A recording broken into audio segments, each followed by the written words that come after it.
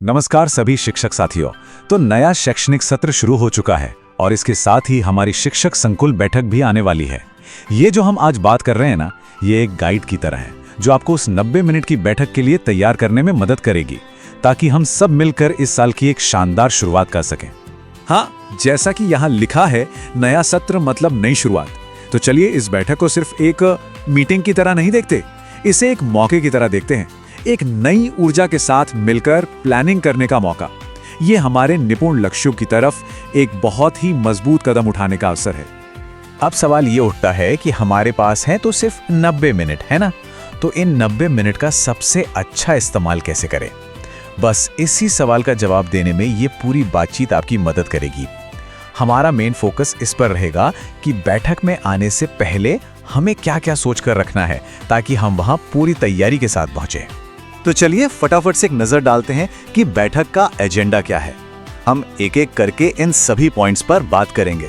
बैठक का road map क्या है, पहले 30 दिन की योजना, 100% एनरोलमेंट कैसे करना है, पूरे साल की मैपिंग, आखिरी कदम क्या होंगे और हाँ, आपका अगला इनोवेशन क्या होगा। इससे आपको एकदम क्लियर हो जाएगा कि बैठक में क्या होने वाला है और आप कैसे तैयारी कर सकते हैं। ठीक है, तो सबसे पहले बात करते हैं बैठक के रोड मैप की। ये समझना बहुत ज़रूरी है कि ये 90 मिनट आखिर बटे हुए कैसे हैं, ताकि हर एक मिनट का सही इस्तेमाल हो सके।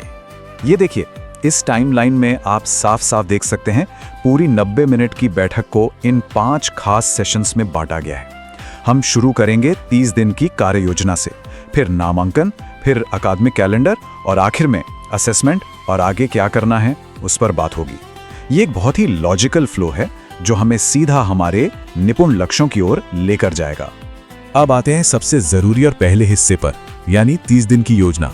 देखिए, ये सेशन ना पूरे साल के लिए हमारी नींव रखने जैसा है। हम यहाँ जो प्लान बनाएंगे वही हमारी आगे की दिशा तय करेगा। पहले 30 दिन ये माहौल बनाने के लिए बहुत जरूरी होते हैं।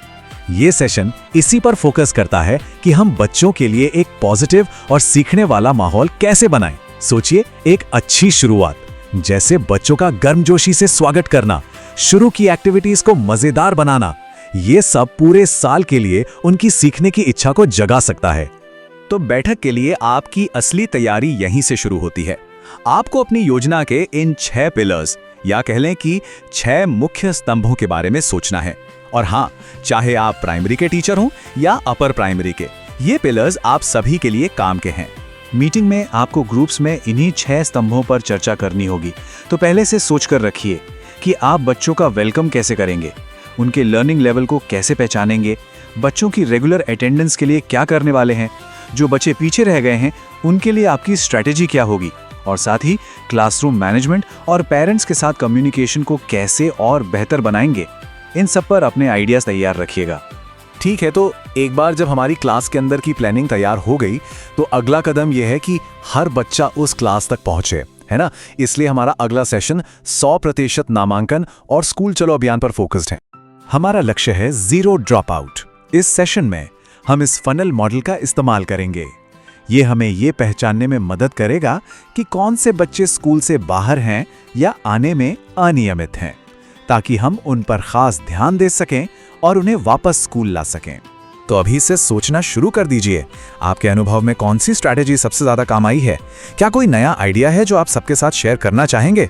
आपकी थोड़ी सी तैयारी ग्रुप डिस्कशन को बहुत ज्यादा फायदेमंद बना देगी। डिस्कशन के दौरान हम हर तरह की बात करेंगे, प्रचार प्रसार से लेकर नए क्रिएटिव आइडियाज तक, जैसे कि घर घर जाकर संपर्क करना, एसएमसी के साथ मिलकर काम करना, या एक शिक्षक 10 परिवार वाला अभियान। फिर इन सभी आइडियाज को आखिर में इस तरह के एक प्रैक्टिकल एनरोलमेंट प्लान में बदल दिया जाएगा। 30 दिन की योजना तो हो गई, पर अब हमें पूरे साल की बड़ी पिक्चर देखनी होगी। और यहीं पर अगला सेशन, यानी साल भर की मैपिंग और हमारा एकेडमिक कैलेंडर बहुत जरूरी हो जाता है। देखिए, ये एकेडमिक कैलेंडर सिर्फ छुट्टियों की लिस्ट नहीं है। जैसा स्लाइड में लिखा है, ये आपका दिशा सूचक है। ये एक स्ट्रैटेजिक टूल है जो हमें ये प्लान करने में मदद करता है कि कब क्या पढ़ाना है और कौन सी एक्टिविटीज करानी है। मीटिंग में आपको ग्रुप्स में बैठकर आने वाले महीनों के लिए माइक्रो प्लानिंग करनी होगी। तो तैयारी के लिए इन 4 सवालों पर जरूर सोचें।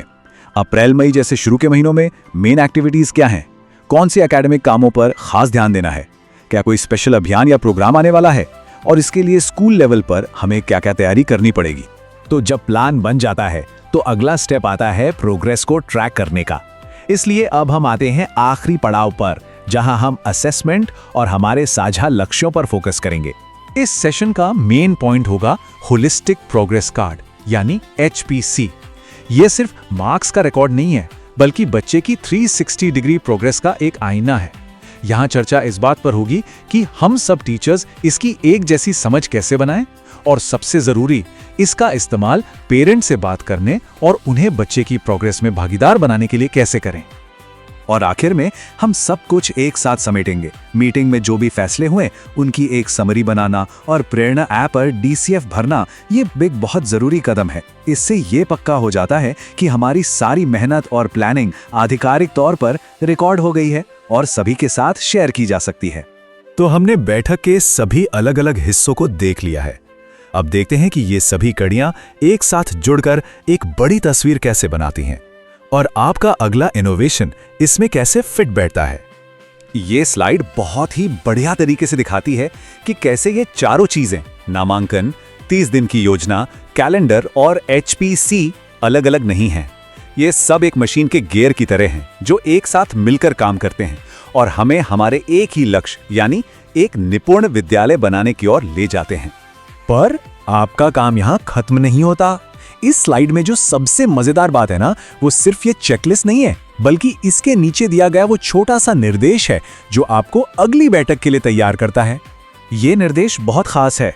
अपने अनुभवों और नवाचारों को अगली शिक्षक संकुल बैठक में साझा करने के लिए नोट करें। इसका मतलब ये है कि ये पूरी प्रक्रिया सिर्फ ऊपर से दिए गए निर्देशों को फॉलो करने के लिए नहीं है, बल्कि आपकी अपनी एक्सपर्टीज, आपकी क्लास में मिली सफलताओं को सबके सामने लाने के लिए है।